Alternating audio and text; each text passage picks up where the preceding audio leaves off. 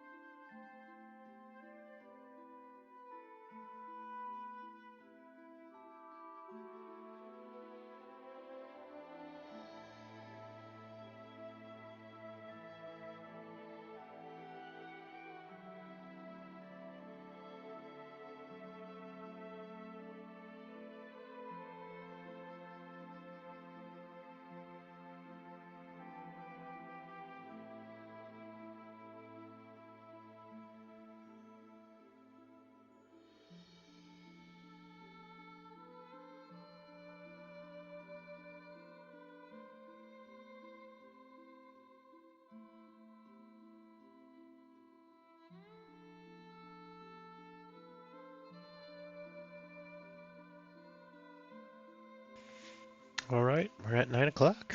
Let's get going. What happened last time? I met up. I was given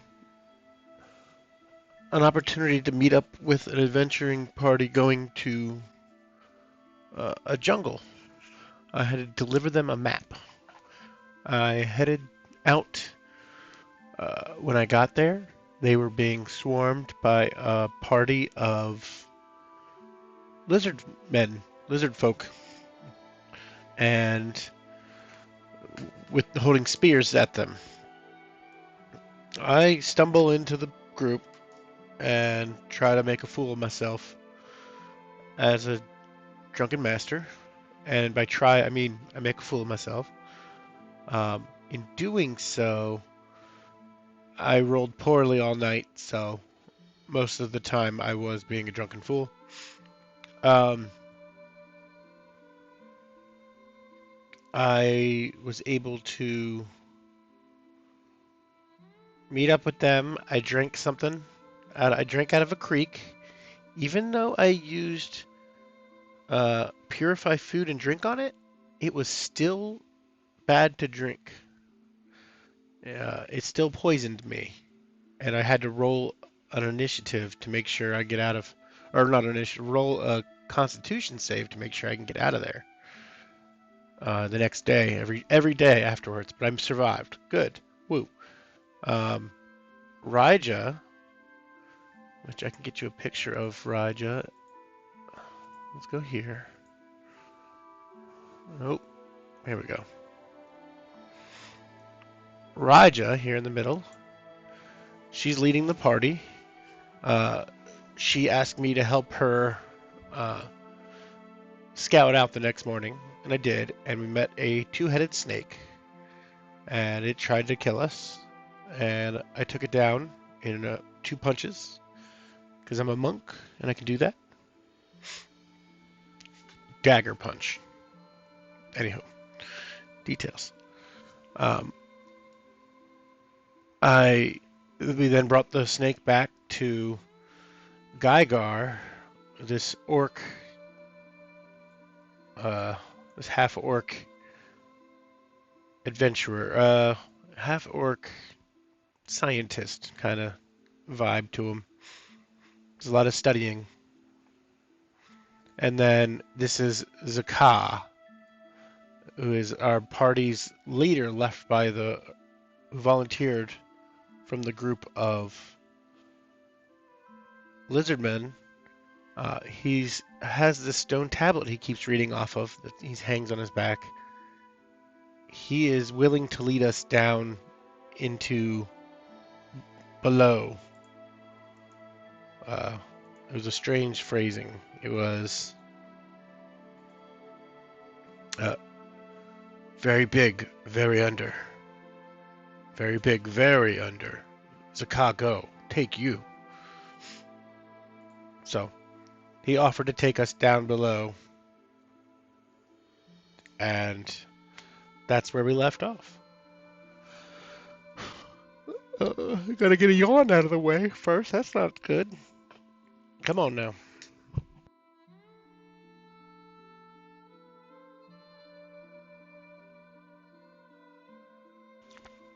Okie doke. So we gain the benefits of another long rest, and that's where we start. Raja does not wake you the following day, and you are only aroused by the clamor of the rest of the crew starting their day. After asking around, you discover that she and Zakah went out, just the two of them, scouting a route northeast. But the boss lady left you instructions, says one wagon driver as he salts leeches on horse's legs. You need to stay behind and help Gygar with the map. You've been out in the jungle now. Maybe you can help him. You thank him, and he turns back to his task, which he seems to be enjoying a little too much. You collect. Thanks, Asphalt. Hey, haven't seen you yet. Welcome.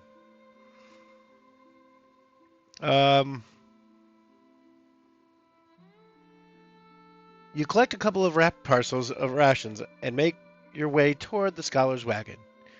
You knock, and he pokes his head out, brow furrowed in annoyance until he sees you. Ah, adventurer! Such a lovely surprise. I take it Raja has assigned you to me today? You say that does seem to be the case. Wonderful! I could use your help, he says, turning away to rummage through his desk. Come in and take this, if you please. He presents you with a carved obsidian amulet. It appears to depict some kind of dragon or serpent, but in its detail, you can see that it has no scales but feathers. Huge feathered wings round out the piece of jewelry. Despite it being carved out of black volcanic glass here, you wonder what this creature might look like in living color. Hold this, please, Gygar says again, and we'll begin. You reach out and grasp the amulet. As soon as you grasp the amulet, a force gathers in the artifact and rushes into your mind. Ooh, first roll of the night. Let's do it. And we're going to roll better than we did last night. Wisdom saving throw. 10 or more. Come on. That was an ability check, not a save. Just the first one. A 10 or more. Yes. Just got it. Double digits, though. Go to 81. The unexpected jolt hits you as soon as you grasp the artifact. However, you resist the powerful surge of energy that is accompanied by a rush of sights, sounds, and smells. If it meets, it beats. It's the important thing. You're aware you're not present in the scene unfolding before you, but only barely. You see the jungle and a mountain that juts up from among the trees, pushing the carpet of vegetation higher.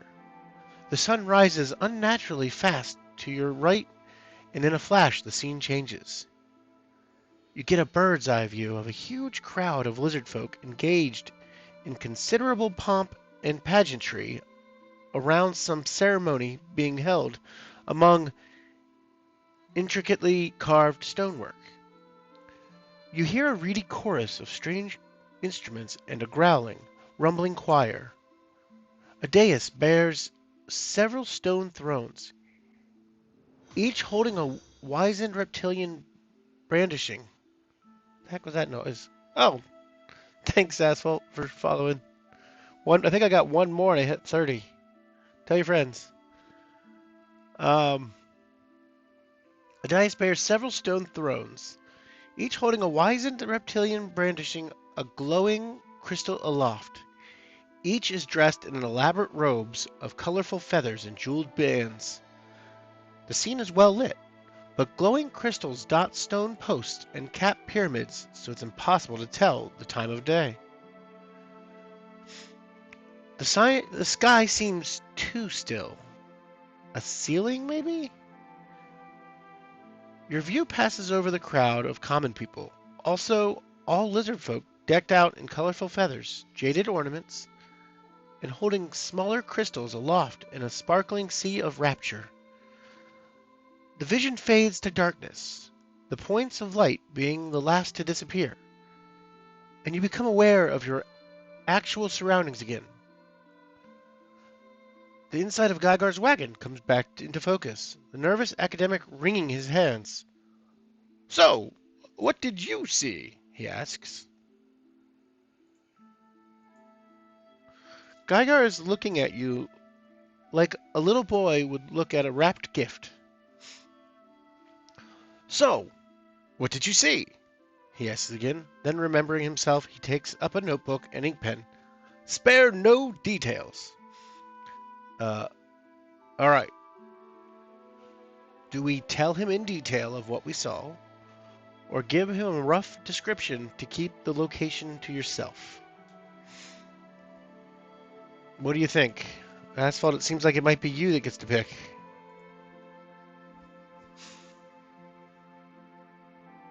Khajiit. I'm not a Khajiit. Come on, wrong game. I'm a Tabaxi. How dare you?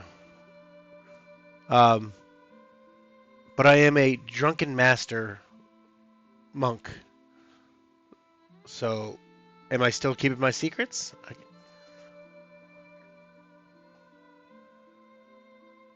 If that's what you want, I'll do it. I ain't afraid.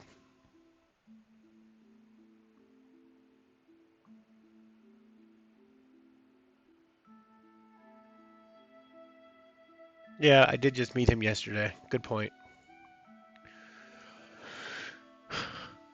You describe a few obvious things, like a crowd of lizard folk and a magical ritual of some kind, and the crystals, as they seem pretty obvious. Gygar takes some notes, but he looks disappointed. Nothing else, then? He asks. You didn't see more of Zeleth? He asks.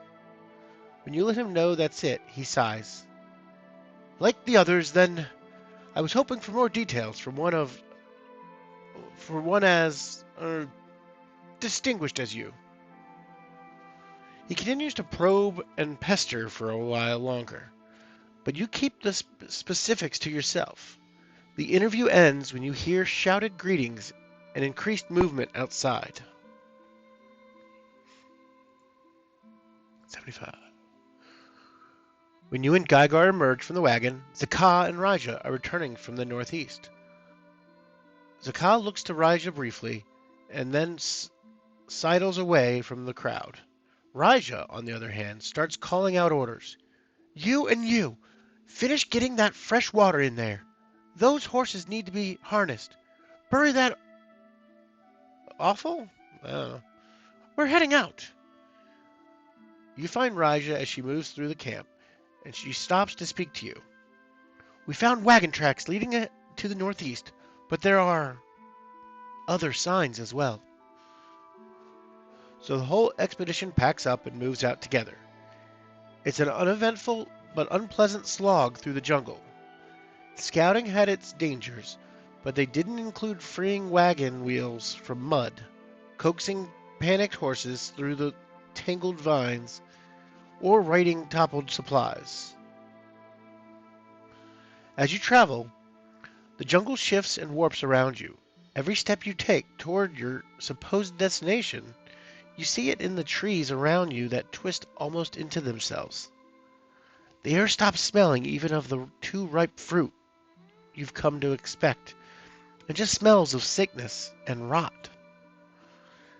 Every footstep in the wet ground leaves a sucking hole that fills with inky black water. For the first mile, the crew whine and complain about the conditions. During the second mile, there are harsh whispers of fear. The last mile before you pitch camp is spent in resigned silence, broken only by the occasional crew member unable to take the corruption seeping up from the earth and vomiting onto the ground. At the end of the day's march, Raja moves through the camp trying to raise spirits, but almost no one even has the energy to unpack. You help pull down a barrel of water so that everyone can have a drink, and then find a dryish place to rest for the night. You see what's happening out there in the jungle, don't you? Raja asks as you are filling your water skin. You nod and gesture toward the corruption around you. Your exhaustion must show on your face because Raja nods knowingly. You should get some rest, Raja says, laying a hand on your shoulder. We're just getting started. You take the hint, and your water, and go find yourself somewhere to lie down for the night. You check for anything unusual on the ground and find no extraordinarily thorny vines, sharp-bladed grass, or poisonous vermin, so you settle in your bedroll. Oh, a short rest. That's not a good sign. Short rest. It's nothing really, but excellent.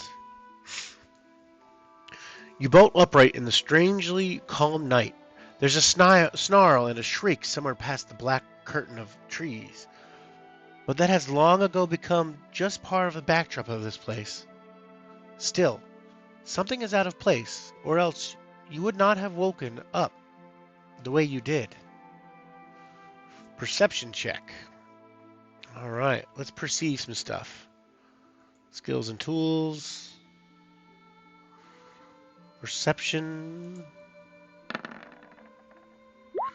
15. That is better than 12. Before I go, I want these dice to roll. Are they actually rolling? I just don't see them.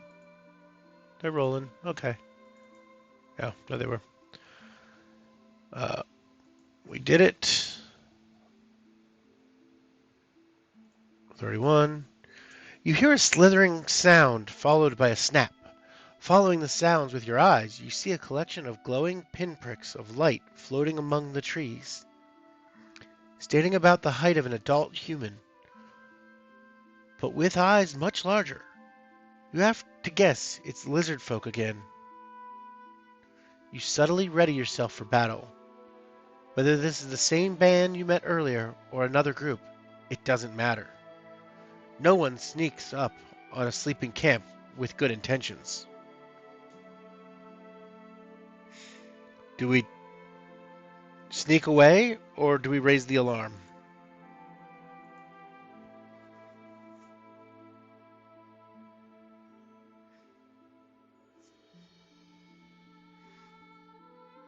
I could see it both ways for the drunken master to one to be, hey, what are you guys doing? Or just go, oop, yep, I'm out. You say sneak. All right, let's sneak. You are the first in your group to know what's coming, and decide to make a quiet exit without alerting anyone, especially not the attackers.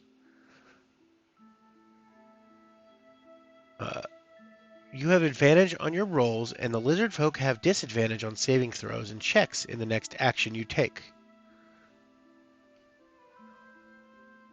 I don't have a spell or ability to sneak, so I'm just gonna simply sneak away. You drop into a crouch and try to slink away from the erupting battle without being seen. So I do have one inspiration left, I think. Let's look at inventory. So in this version, you stack you stack your inspirations. I do have one I could use. Um, I'm going to use it because I feel like this is important.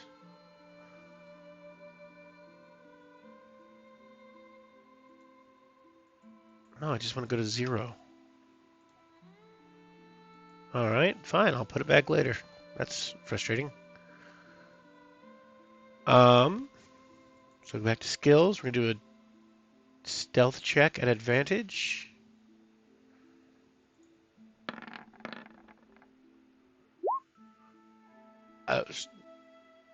I didn't need it. The lizard folk tear through the expedition crew, trapping them in nets and beating them with heavy clubs. Amid the screams and rushing shadows, no one notices as you dart soundlessly from shadow to shadow and out of camp. From your position at the edge of the jungle, you can see that pockets of resistance have broken out among the expedition, though crew members are being overwhelmed and subdued by the lizard folk's superior numbers. Those crew members that make a break for it are knocked down by thrown clubs and also captured. As you're considering your next move, 2 strong sets of hands grab you from behind. One set around your torso and the other over your mouth to prevent you from crying out. You're jerked roughly back into the jungle and away from camp. Go to 29. You flail momentarily before Raija tells you to stop. Shocked into stillness, you look around to see that Zakah has his hands clamped around your upper arms. He's standing between Raija and Gygar, and none of them seem injured. Though, Gygar is shifting nervously from foot to foot. Here, Raija says as she thrusts your gear into your hand. You'll be needing this. Come on. Gygar looks back to the camp. But shouldn't we, If you want to return, be my guest, Raija says. But I am not continuing on, and you, the both of you, can still be of use. Just as I'm sure you'd also be put to good use by Zakah's former companions. Gygar looks to the lizard folk, and his face catches the flickering lamplight. Zakah cocks his head at the orc, licks his lips, and sucks air through his teeth. Gygar's eyes widen in terror. Go, hungry them, says the lizard folk. Gygar looks between the 3 of you, clearly not seeing what he wants on your face, resigns himself to staying. Fine, let's be off then. Raija then turns to you. Same offer, she says. You point out that you're here for a reason, and that's this ancient city. You want to find Zaleth. Zakah releases you and gives you a firm nod. As the circulation returns to your arms, you take your gear from Raija before following her into the darkened jungle away from the camp. Though it's hard for you to tell in the murk and tangle of the vegetation, you're quite sure you're traveling northeast.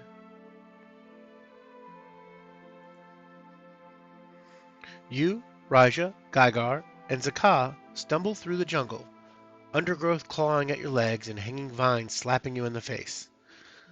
The night is overcast and moonless, but a sickly photophosphorate glow sheds a dim light in the deep jungle. It serves to confuse the senses more than illuminate them. The 4 of you move briskly, but not at a dangerous pace. After traveling for around an hour, you and your companions stop to take stock and decide what to do next. They all flop to the ground or onto logs, and you feel equally exhausted. You have only what you carried into the jungle, and your teammates have equally limited resources. Raija is probably best outfitted with her numerous pieces of equipment and crystals.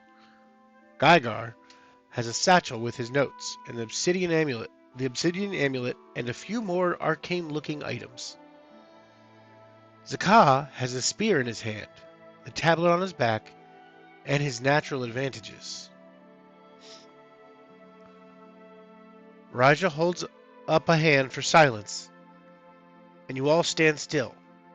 She then nods and drops her hand, addressing you all in a whisper. Sounds like we're alone for now, she says. But when they realize that we're gone, they may come after us. Zakah nods. They protect. They stop. To protect.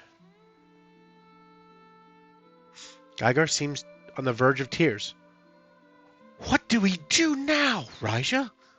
Zakah? We won't survive the night out here, Raja says. We need shelter. Somewhere to regroup. With the alternatives being back the way you came, or spending the night alone in the jungle, you agree that sticking together is the best way to make it through the night, at least. All right, Raja says. Zakah, lead the way.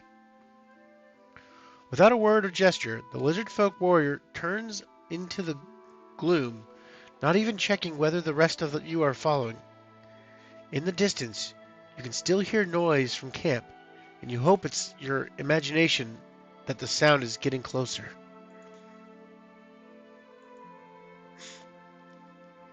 As you scramble through the darkened rainforest, the ground begins to rise. Geigar starts painting from the exertion, but Raja and Zakah seem unbothered. It's a fairly gentle rise, only made challenging by the clinging undergrowth filled with strange, half-seen things skittering beneath. One of the insects stops, as if trying to take a look at you. You count an odd number of legs. It's either hurt or malformed. We should find shelter both from the lizard folk and the nighttime rain, Raja says. And with all the strangeness around here, who knows what's going to crawl into our bedrolls? When you look back, the insect is gone. Caves, Zakah says, pointing up the slope. Oh, anything to get out of these dreadful trees, Geigar says. Investigation or survival? 2 for survival, -1 for investigation. We'll go survival. What is this? What face? Oh, jeez. I am not going to survive. You crest a rise and see a cave hidden behind a cascade of vegetation. You might have missed it entirely if not for a soft blue glow coming from inside the cavern.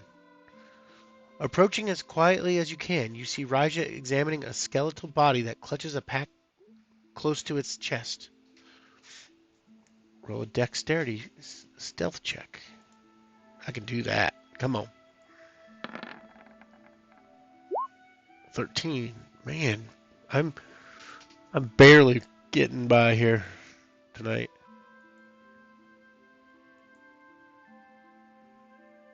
Barely still doing it, I guess. One way to look at it. Raja is putting a handful of glowing blue crystals from the body's pack into one of the many pouches she has. They look remarkably similar to the ones she has on her belt, which are the source of the very faint glow you see. Before you can say anything, Geigar huffs up the same slope behind you, and Zakah follows blithely behind. Is this it? Are we here? Geigar says. At his voice, Raja turns away from the body she'd been pilfering and sees you first.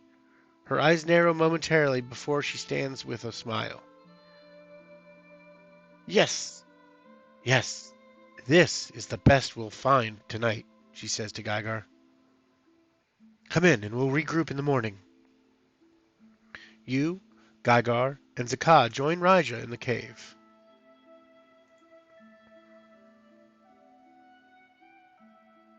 Can I get some lights in here? Geigar asks, producing the map from his pack. No fire, Raja says. But this may help. She passes Gygar some of the crystals, which he immediately places across the map. Though their glow is limited, he can squint well enough to make out the lines. Uh, if I can happen to pinpoint our location, he says, maybe there's something still to be gained from the debacle. But I don't see this mountain anywhere. Zakar sidles up beside Gygar and places his finger into a blank space on the map ringed with some of the dark shapes. But where's the mountain? Gygar says, squinting harder. No mountain, Zakar says. Not map. Protect the under below. So a fake map? Raja says. Of course. Are we close at least, Zakar? He nods. Rest now. Daytime better. Are we sure this is safe? Gygar asks, peering first at the skeleton and then deeper into the cave. No danger, Zakar says, pointing into the cave. Then he points out of the cave mouth. Danger there. Gygar looks skeptical, but he holds his tongue. Instead, he picks one of the glowing crystals. He picks up one of the glowing crystals. These are very interesting, Raja, he says. Never seen anything quite like them. What are they? Best way to describe them is an energy source, Raja says. She collects the stones off the map and then weighs them in her hand. They powered the whole Zelethian civilizations at one point. She stows her crystals back into the loops on her belt. I'm sure we'll come across more once we find the city. Keep as many as you can. They can make all the difference. She gives each one of you a long look, as if she has something else to say, then shakes her head. Let's all rest while we can, she says, setting onto a spot on the floor. The Zelethian crystal. You can draw on the magical energies within the Zelethian crystal to restore your own strength. By holding a crystal in your hand and using an action, you gain the benefits of a short rest. Whoa. After you use a crystal in this way, roll a wisdom saving throw against DC 12 or fall unconscious for 1 minute. Whoa. Even if you are normally immune to sleep. Once used, the crystal loses its glow and becomes a dull blue crystal worth 10 gold piece. Alright, I need to look up unconscious. If you're down, are you just down? Or is it if you get hit? Any attack that hits the creature is a critical hit of attackers within 5 feet. That doesn't help. It's incapacitated, can't move or speak, and is unaware of its surroundings. Drops whatever it's holding and falls prone.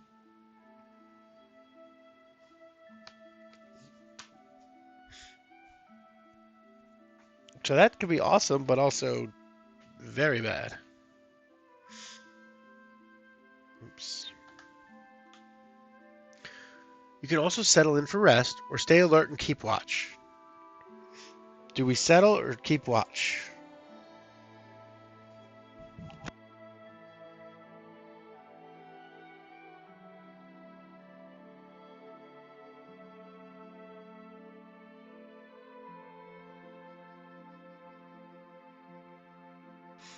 Keeping watch it is. Gain inspiration. Good call.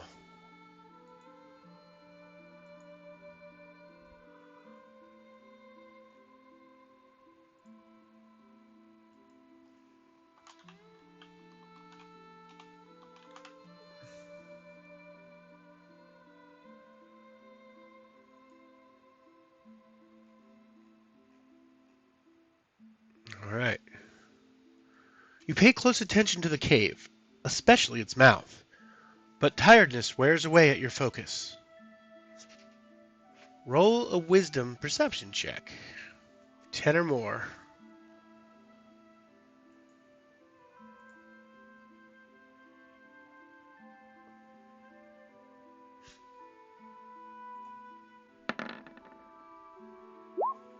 $13. That's more than 10.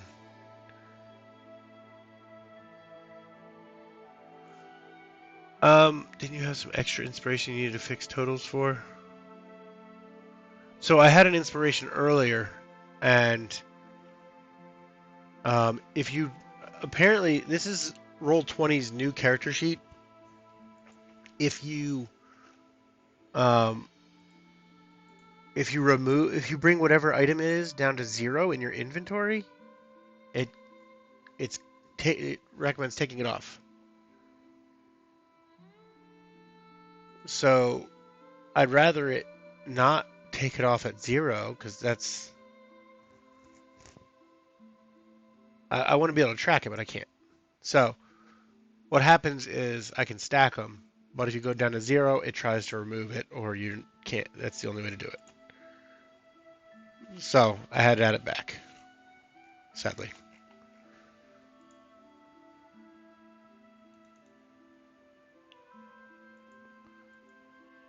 It totally makes sense that what I did, but it removing the item I think does not make sense.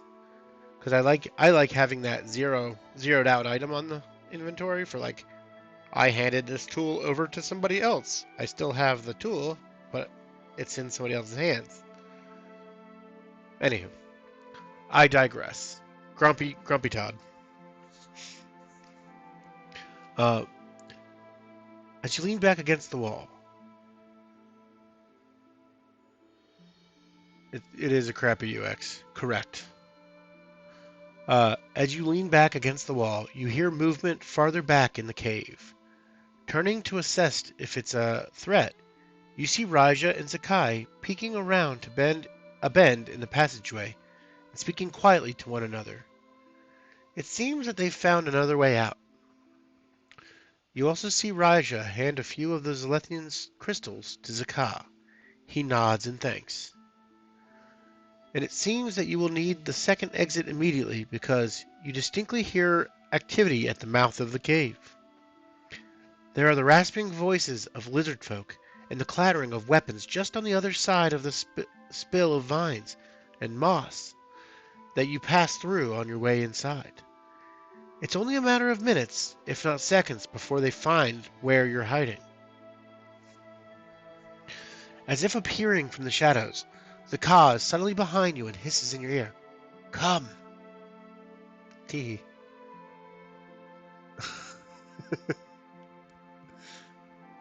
That's what I'm imagining Zakah's mouth looks like when he just says, "Come." Uh, Raja is rousing Gygar from his nap with similar urgency. You collect your gear and follow Zakah as quietly as you can deeper into the cave. The inside of the cave was already dark, but apparently some light still filtered in from the cave mouth. Now, the only light is the faintly glowing gems in Raja's belt. The contrast makes the darkness around you deeper by comparison. Though, there's an eerily similar blue light up ahead. If you have dark vision, which I think I do, because Khajiits, Tabaxis, have dark vision. I do.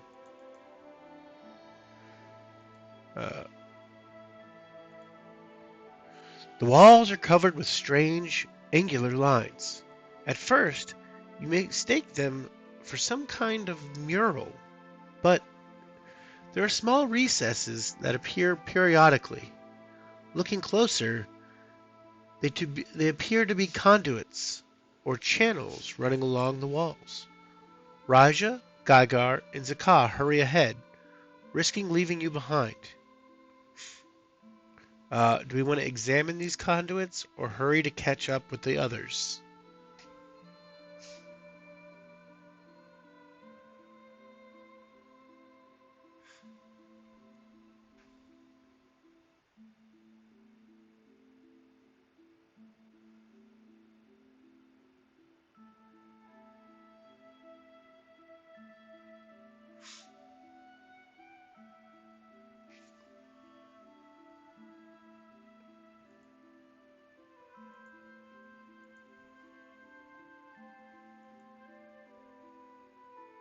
Yeah, that's kind of where I'm at.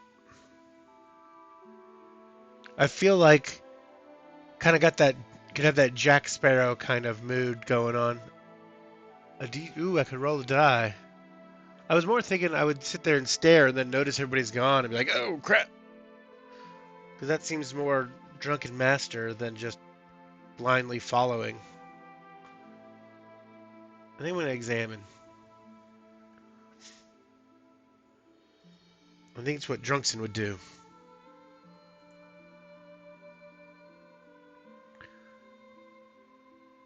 You spot an unusual glow tucked away in one of the recesses on the wall.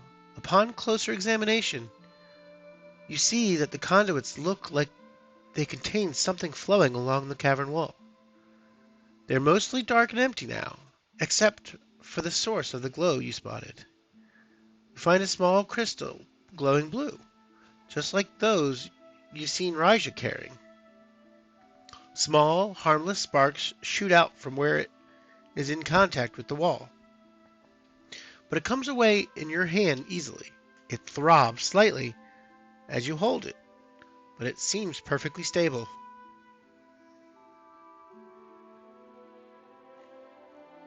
Uh, all right, we got some more loot. Zalethian crystal. We're gonna move that to the PC. Oops, gonna move that to the PC.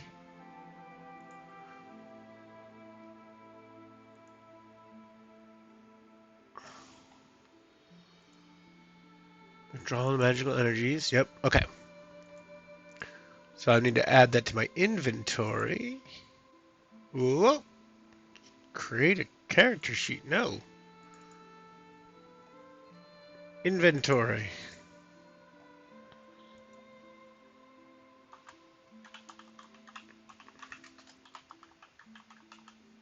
Well, I only have one of them. Alright. Looking up ahead, you see that the rest of the group has moved on. So you pocket your find and hurry to catch up with the companions.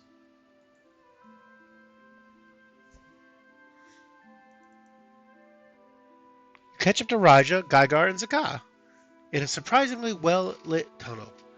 What you see makes you pause in a moment of wonder. Strange, manufactured conduits with complex patterns snake down the walls, unnaturally straight, with the corners at perfect right angles. Though you can't see what it might actually mean, there is a deep level of order behind these odd glowing channels. The patterns glow with the blue light you spotted earlier. I simply must take a closer look at these, Gygar says. He pulls a loop out of his pack and leans into a wall. There's nothing in there, just light. Well, except maybe. Gygar examines the conduits with interest in prize and pries out a bluish crystal with a pair of tweezers. A section of the conduit goes dark. He is intrigued and shows it to you. Another crystal, Raja says, her expression flat. I guess we'll be finding a lot more of them as we get closer. Why don't you keep it? Gygar says, cutting a glance at Raja, who nods in approval. I wouldn't know what to do with it, such a thing. Gygar drops the glowing crystal into your hand and watches you for adverse reactions. Satisfied that it seems safe, he offers a sheepish smile. All right, let's add another crystal. Woo! We're rich. It's like 20 gold piece right there.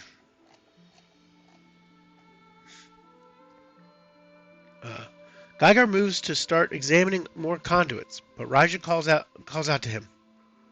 We should keep moving, Gygar, she says. Must go, Zakah says. Not talking. All right, Gygar says with a disappointed huff. But which way? In the passage ahead, the lines of light fade out, and the path forks to the left and right. After a short but spirited discussion, no one can make a decision which way to go. All eyes turn to you for your input. We can go left or go right, or we investigate to make a better decision. Oh, left, done.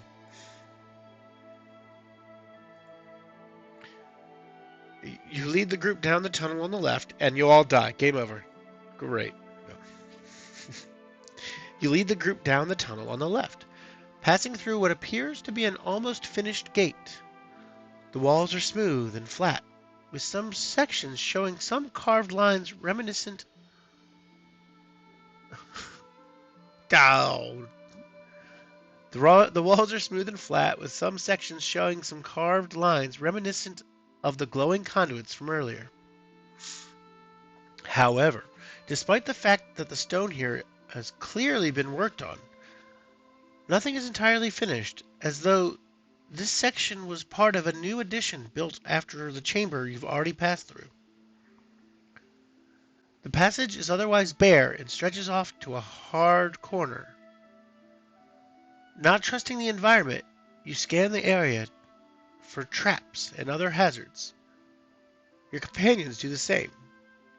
Raja, urging everyone into a more spread out formation to avoid being caught in some catastrophe, like rocks falling.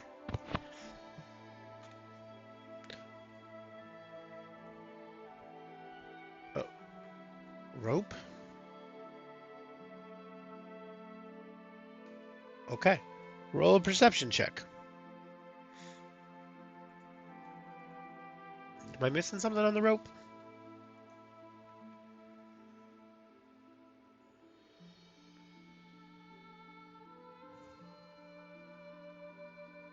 No, nothing. Perception.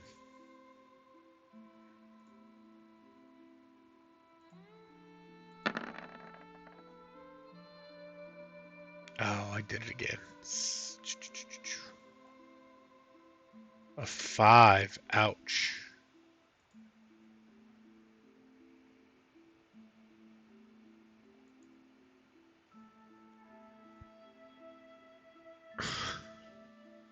Yeah, that's it.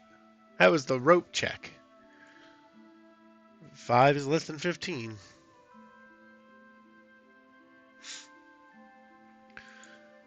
You are looking around you for signs of danger, slowly moving forward until Raja's arm shoots out and bars you from going further. Watch yourself, she says. She points out a few pressure plates on the ground and then leads your gaze to the wall hiding a dead drop trap with heavy stone blocks. Rocks falling. Keep back, everyone. You express your gratitude to Raja and then together assess your options. You can try to disarm the trap, try to circumvent it, or spring it deliberately. Oh, Nevin's here now. Uh-oh. All right, we got Nevin saying disarm. What are you saying, Asphalt?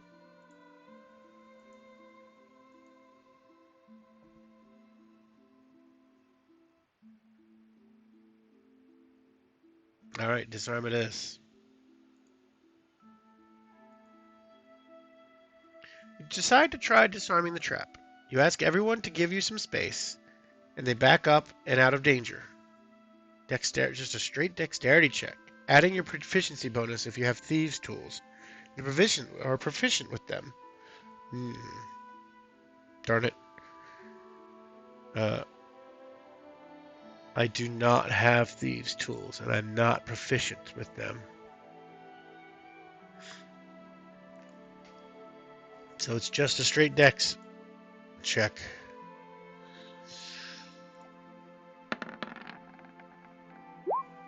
Okay. Whew.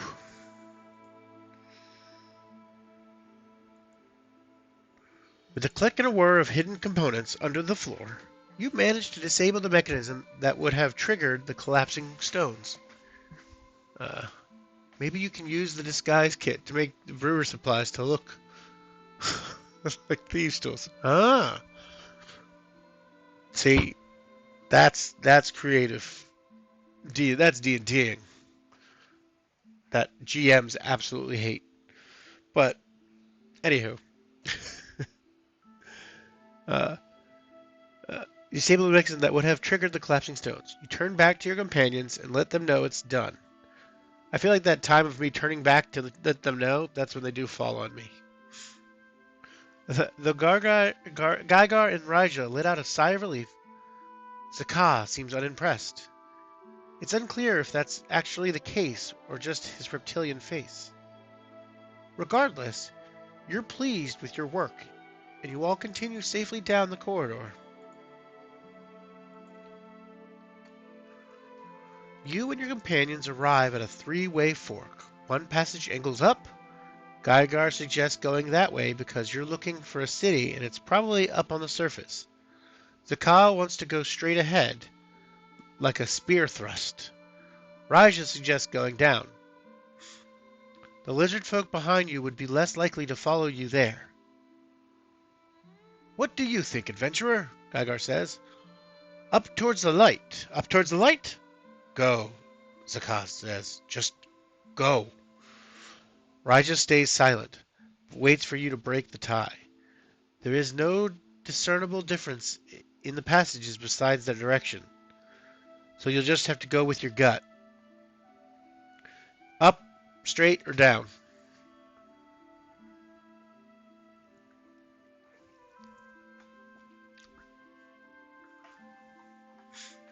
All right, what do you think? Up or straight? Okay, so we're ignoring Raja. She's Raja. Um, why up, Navin? And then Asphalt, why straight? What reasons?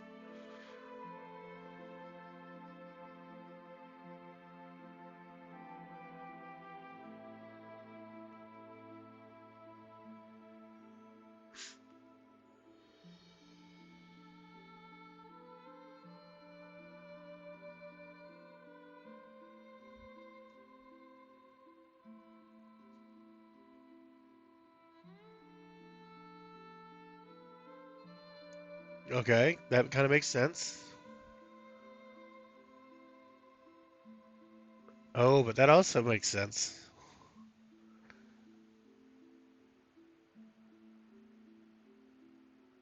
Um, both are good potentials. Jeez, you don't make it easy on me. Why? All right, now tell me why we should not take the other person's option.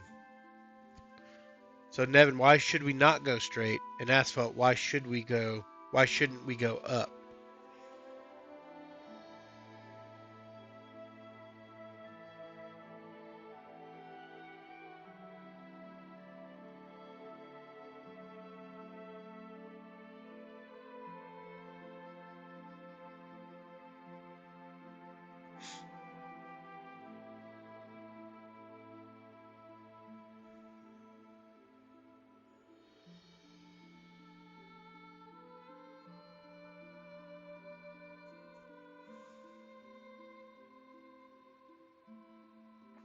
The map didn't show stuff on surface. Seems that all the crystally things are below grade or in the quarters we're in.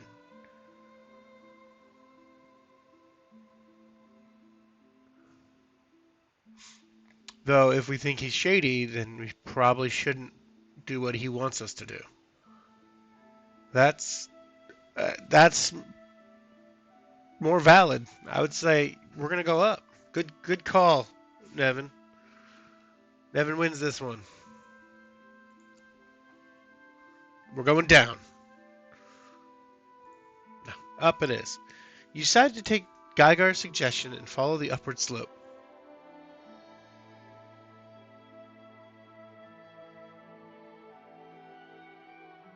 Uh, well, too late. Already went up. Decide to take Gygar's suggestion and follow the upward slope. The grade of the floor actually gets uncomfortably steep during a few stretches. Your feet occasionally struggling to find purchase, but the air does indeed grow fresher as you progress until you around a final bend you see the soft glow of early morning light. It's a dead end with just a crack where you can smell fresh air and see a sliver of dawn gray sky above.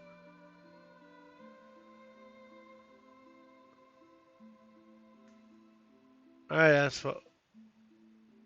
Are you saying you're leaving, Asphalt? If so, see you later.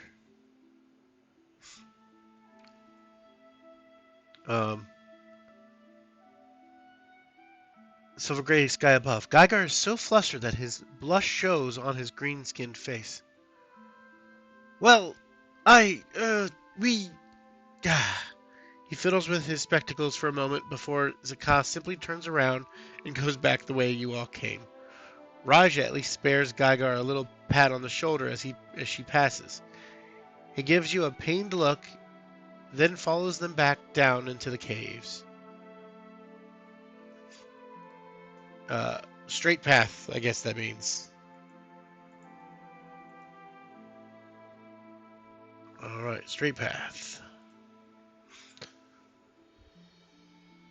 The tunnel straight ahead oh, Nevin, great idea. We should go straight. Wonderful thinking. Glad you are here to tell us that and not about a dead end. Sorry. The tunnel straight ahead twists and turns from side to side, but seems quite level throughout. Eventually it leads to a partial cave-in, but there's still a sharp downward chute. So, down, Raja says. Her tone is flat, but a little smile crinkles one corner of her mouth. Zakah just grunts and Geigar looks at you.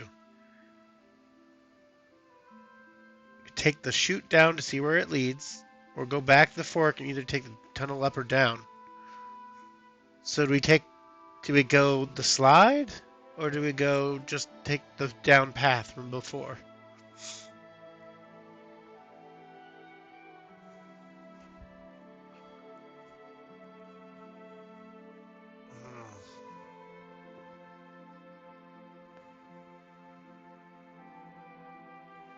Alright, going back it is. You follow Raja's advice and take the path that slopes downward and further into the mountain. It's an easy walk through a tunnel that has clearly been worked by skilled hands. As you proceed, the sophistication of this stonework increases, but so does a sense of dread. Fascinating craftsmanship, Geigar says. But these walls are not lit up. He pulls out a notebook and frequently stops to hastily sketch some pattern or design from scuttling to catch up.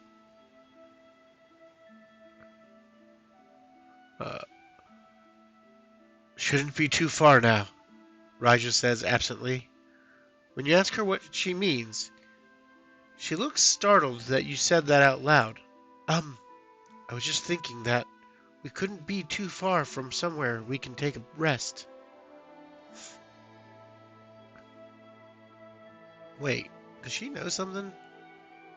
Zakah is silent except for the occasional tapping of his spear butt against the floor.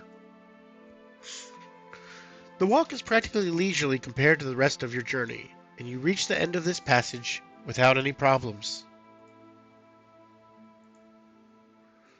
From the end of the passage there is a faint blue light shining. It almost looks like daylight, but something in the color is wrong, and there is no hint of fresh air. It's just the same stale air hanging around you, and if anything there's even a hint of foulness coming from the direction of the light. However, it's the most likely way forward, so together with your companions, you step out into the light. You step out onto a ledge overlooking a spectacular city of stone pyramids and towering statues. An immense cavern encapsulates the lost jewel of civilization, though there seems to be a cave mouth an intermediate or indeterminate distance away. The jungle's constricting embrace has nearly choked the life from this city that must have been majestic in its prime. Even with its overgrown cloak of tropical foliage, it's still a wonder to behold. And at this height, the corruption that has twisted the jungle above is less apparent, almost like the city was merely sleeping, biding its time before rising again in splendor. If not for the slight smell of rot and the unease in the pit of your stomach. Whole buildings seem to be capped with the brightly glowing blue Zalethan crystal that you've so far only seen as tiny shards. The foliage seems to avoid the crystals as if the light repels it. Zaleth, Zakah says, wonder and awe apparent in his sibilant voice. We made it? Gygar asks as he peeks around the rest of you. We actually made it? Seems that we did, Raja says with an odd half-smile. We're here. Raja's starting to sketch me out a little bit here. A distant cry draws your attention. Tiny figures below are running out of a large central pyramid. One stumbles and falls in its haste, only to be picked up by the others in a mad dash away from the structure. That must be them, Raja says, pointing at the tiny figures. The expedition. And they found it. The ant-like figures sprint down the steps in a panic, rushing through the overgrown streets away from the now glowing main entrance of the pyramid. Their terrified cries reach you even on your high perch. They vanish into the city. We need to get down there, Raja says. We need to find the explorers. You look around and don't see there any staircase or other easy way down.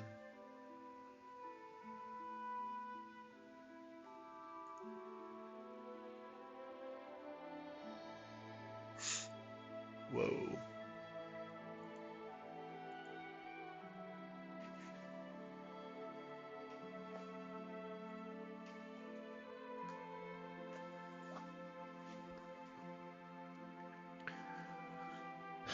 If you have a climb speed from a spell or ability, run that. If you are able to float or fly down due to a spell or ability, 146.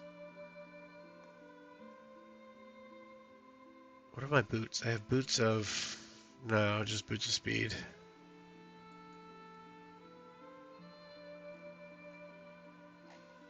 I have a flute.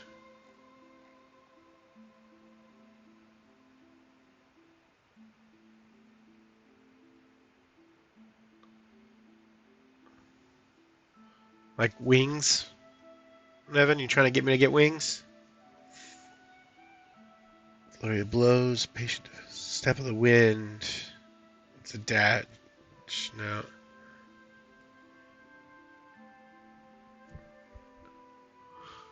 I have a deflect missiles. I don't think I have that. Maybe I'm not the right subclass or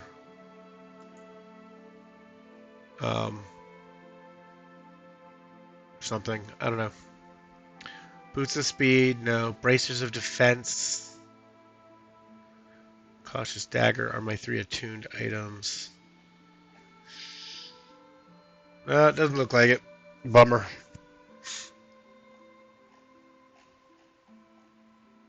Oh, it's 4th level.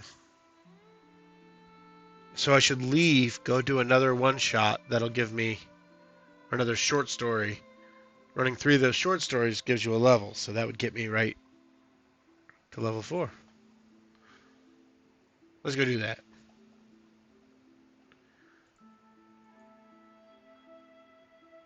A little side quest. Otherwise, you have to climb down with the others. Raja sets down her pack and pulls out some mountaineering equipment. A long, supple rope. Why supple? Sorry. A long, supple rope, pythons, a few carabiners from her belt, and her climbing axe. Looks like we're climbing down, Raja says. Anyone that doesn't have your own gear can follow me down on my rope. Uh, Raja speaks a command to the rope, and it wraps around a nearby rock outcropping, and she clips herself onto the rope as it uncoils over the edge. Gygar accepts and sidles up to Raja for help getting prepared for the descent. She helps, but with frequent, frustrated sighs. You get yourself ready. Real climb, Zakah says, tapping a palm to his chest. Nature climb. And he smoothly crouches onto his belly and slithers over the edge to scrabble down the wall with clawed feet and hands. With one last check of everyone's gear, yours included, Raja gets you to start, saying she will follow, with Gygar taking the rear. Athletics or acrobatics? What do we got? Acrobatics. 10 or more. 14. All right.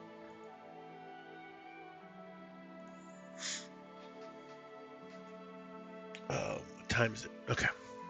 You're able to descend the rope smoothly and disengage at the bottom without forcing Raja to wait on you.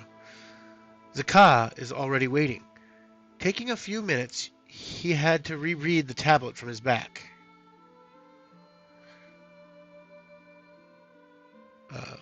Raja touches the bottom and disconnects herself from the rope as well. Her short nod carries more approval than you would have expected. You, Raja, and Zakah look up at Gygar from the bottom of the subterranean cliff. He seems to be gingerly letting himself down, inch by inch. I should have followed him, Raja says to you. Then she yells up to Gygar, Loosen the rope and hurry up! Gygar looks down at all of you, and you can see his eyes widen with terror, even from this distance. He's panting for breath, but he manages to nod. And then the rope starts squealing through the clamps and burning his hands as Gygar basically starts falling unsupported. No, not that loose! But Raja is too late. Gygar bellows as he starts flailing. He hits the ground with a snap and a crunch, then just lies there still. Too still. All three of you leap to his aid. Jeez. Alright, that's the next chapter. We're going to stop right there. Yeah. Oh, man. Oh, Gygar.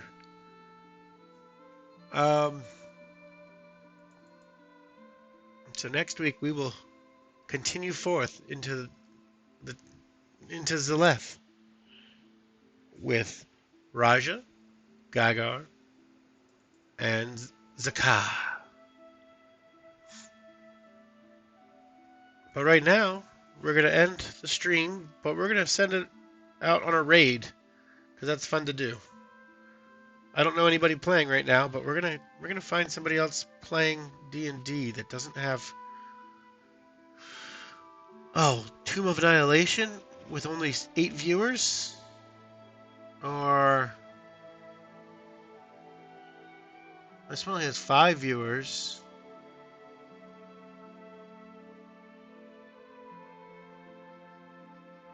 Let's see.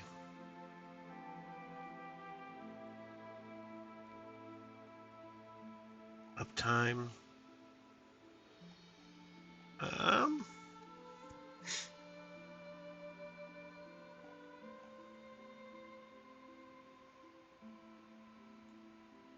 gonna go similar.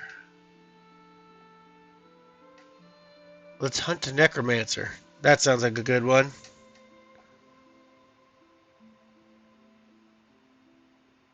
All right. Is that English? I don't know if that's English. I'm gonna find one for us to go watch.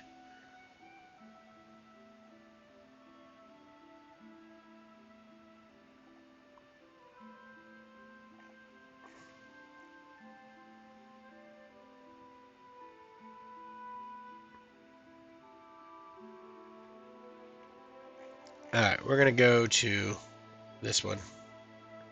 That's Brazil, not that one. Here we go. Alright.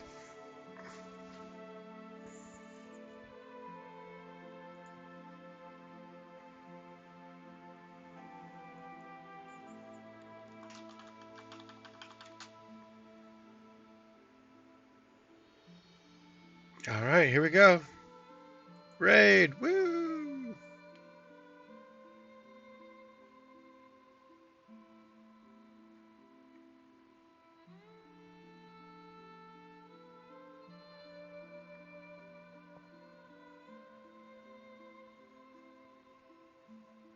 Like soft silk or like cotton, something like comfortable.